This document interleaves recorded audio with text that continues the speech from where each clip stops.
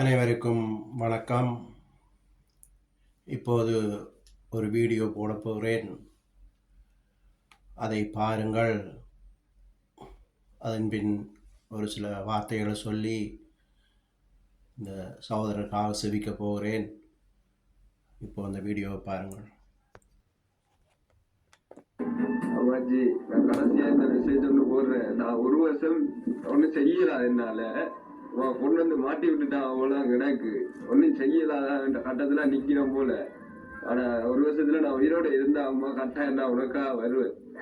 சாப்பாடு தண்ணி இல்லாம கிடந்து நான் இப்படியே கவலைப்பட்டு எத்தனை நாளைக்கு இருக்க போறேன்னு எனக்கு தெரியல. என்ன பிள்ளை எங்க இருந்தாலும் எனக்கு மீட்டு எடுத்து தாங்க.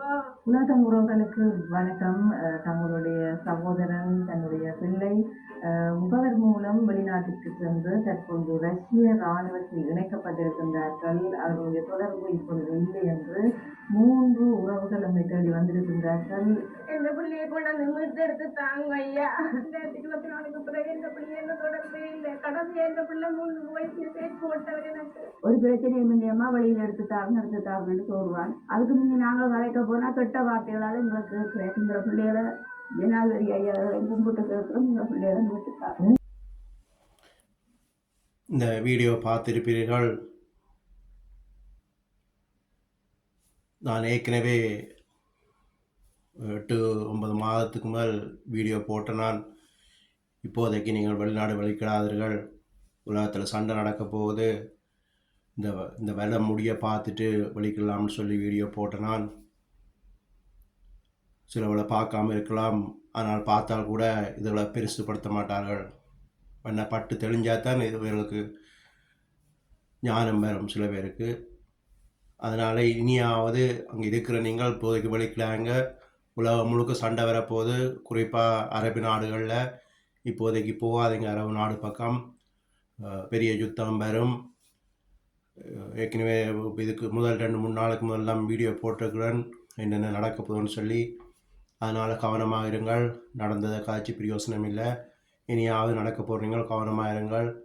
காசில் கொடுத்து கண்ட பாட்டுக்கு காசுகள் யாருண்டே தெரியாதவர்களுக்கு காசை தூக்கி கொடுத்துட்டு நாளைக்கு ஏமாற்றப்பட்டோன்னே சொல்கிறது கடனில் இருக்கிறோம், கண்ணீரோடு இருக்கிறோம், சாப்பிட வழி இல்லாமல் இருக்கிறோம்னு சொல்லி தற்கொலை பண்ணுறது,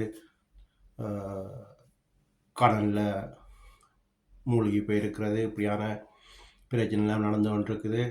அதில் பைபிளில் வசனம்னு சொல்லுது, என் சனங்கள் அறிவில்லாமல் சங்காரமாகலாம்னு சொல்லி. எனவே புத்தியாக நடவுங்கள். இது நாங்கள் பார்த்தது 3 சகோதரர் தான். இதே மாதிரி எத்தனையோ பேர் இருப்பார்கள். இவர்கள் வெளியில் சந்தர்ப்பம் கிடைச்சபடியாக வெளியில் வந்து அந்த வீடியோ போட்டார்கள். வெளியில் வராமல் உள்ளுக்கே அடப்பட்டு இருப்பவர்கள் எத்தனையோ 1000 பேர் இருப்பார்கள். அப்போ நான் இப்போது செவிக்க போகிறேன். அதை பார்த்து நீங்களும் நான் சொல்லித்தார 2 வார்த்தை அதன்படி நீங்கள் சொன்னீங்கன்னு சொன்னால் விடுதலை கிடைக்கும். இப்போது நான் அவர்களுக்காக செபிக்கப் போகிறேன். இயேசுவின் நாமத்தினாலே செபிக்கிறேன். இயேசுவின் நாமத்தினாலே செபிக்கிறேன். ஏசப்பா, நீங்கள் சொல்லியிருக்கிறீங்கப்பா, சுமை சுமந்து சோர்ந்து இருப்போரே எல்லாரும் என்னிடம் வாருங்கள், உங்களை நான் இளைப்பாற்றுவேன்னு சொல்லி இளைப்பாறுதலை கொடுங்கப்பா. இந்த சகோதரர்களுக்கு இளைப்பாறுதலை கொடுங்கப்பா. வேறு குடும்பத்துக்கு இளைப்பாறுதலை கொடுங்கப்பா. உலகம் தர முடியாத சமாதானத்தை நான் தருவேன்னு சொன்னீங்களேப்பா, சமாதானத்தை கொடுங்கப்பா, சமாதானத்தை கொடுங்கப்பா. இந்த குடும்பங்களுக்கு சமாதானத்தை கொடுங்கப்பா. இயேசுவின் நாமத்தினால் செபிக்கிறேன். என் நாமத்தினால் நீங்கள் எதை கேட்டாலும் பெற்றுக்கொள்வீங்கன்னு சொன்னீங்களேப்பா, உமது நாமத்தினால் செபிக்கிறேன்ப்பா. நாமம் என்பது பெயர். இயேசு என்று பெயரால் எதை கேட்டாலும் அவர் பெற்று தருவார். அடுத்த இயேசு கிறிஸ்து வந்ததே பாவத்திலிருந்து விடுதலை கொடுக்கவும், சாபத்தில் இருக்கிற ஆக்களை விடுதலை ஆக்கவும் தான். நீங்கள் அவரை விடுதலை ஆக்குங்க ஏசப்பா, உதவி செய்யுங்க, என்று பிள்ளைகளை விடுதலை ஆக்குங்கன்னு சொல்லி கேட்கும்போது அவர் நிச்சயமாக விடுதலை தருவார். இயேசு கிறிஸ்து சொல்லுகிறார், கேளுங்கள் அப்போது உங்களுக்கு கொடுக்கப்படும், தட்டுங்கள் அப்போது உங்களுக்கு திறக்கப்படும், தேடுங்கள் அப்போது கண்டடைவீர்கள்னு சொல்லியிருக்கிறார். இதற்கு முதல் அந்த எங்களுக்கு தெரியும் 2009ஆம் ஆண்டு கடைசி காலத்தில் காணாமல் போன சனங்களுக்காக நான் செபிக்கொண்டு நினைக்கினான். சந்தர்ப்பம் கிடைக்கல. இந்த வீடியோவுக்கு பிறகு நான் தனியாக அவர்களுக்காக செபித்து நான் போடுவேன். நாங்கள் கேட்குறவர்கள்ட்ட கேட்டால் கிடைக்காது, எல்லா டைம் கேட்டால் கிடைக்காது. ஆனால் இயேசு கிறிஸ்துவிடம் நாங்கள் கேட்கும்போது அவர் ஜெயிலில் இருக்கிற ஆக்களை விடுதலையாக்கி தரக்கூடிய தேவனாக இருக்கிறார். வல்லமுள்ள தேவன். அவரால் கூடாத காரியங்கள் ஒன்றுமில்லை. உயிரோடு இல்லாட்டிக்கு அவரால் திருப்பி தர முடியாது. ஆனால் எங்களுக்கு ஒரு ஒரு ஆறுதலான வசனம் கிடைக்கும், வார்த்தை கிடைக்கும்.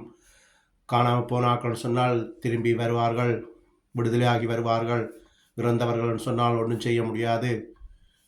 எனவே நான் சொல்கிற மாதிரியே திரும்பி சொல்லுங்கள், ஏசப்பா இந்த பிள்ளைகளை விடுதலை ஆக்குங்கள், இந்த பிள்ளைகளை விடுதலை ஆக்குங்கள், திருப்பி தாங்கள் என்று சொல்லி கேட்கும்போது அவர் விடுதலை ஆக்குவார்.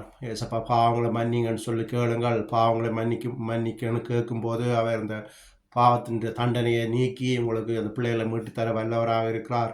கேளுங்கள் தொடர்ந்து. ஏசப்பா உதவி செய்யுங்க, ஏசப்பா உதவி செய்யுங்க, பிள்ளைகளை விடுதலை ஆக்குங்க, பிள்ளைகளை விடுதலை ஆக்குங்க, எங்களோட பிள்ளைகள் திரும்பி வரணும், காணா போனவர்கள் திரும்பி வரணும்னு சொல்லி நீங்கள் கேட்கும்போது நிச்சயமாக அவர் விடுதலை ஆக்குவார்.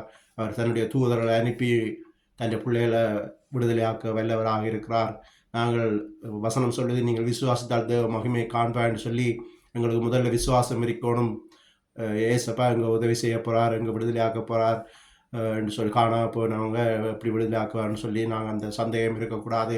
விசுவாசத்தோடு நீங்கள் எதை கேட்டாலும் பெற்றுக்கொள்வீர்கள். விசுவாசம்தான் முக்கியம்.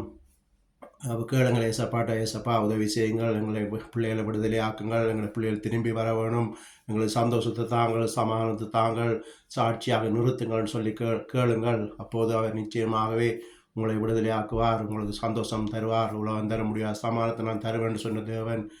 எனவே அவர்களிட கேட்டு பெற்றுக்கொள்ளுங்கள். சந்தேகப்படாதீங்கள், விசுவாசத்தோடு கேளுங்கள், வைராக்கியத்தோடு கேளுங்கள். ஏசப்பா உதவி செய்யுங்க, ஏசப்பா உதவி செய்யுங்க, விடுதலை ஆக்குங்கன்னு சொல்லி கேளுங்கள். நிச்சயமாகவே உங்களை விடுதலை ஆக்கி நல்ல சந்தோஷத்தை தர வல்லவராக இருக்கிறார் என்று சொல்லி இந்த நிகழ்ச்சியை முடித்துக் கொள்கிறேன். நன்றி, வணக்கம்.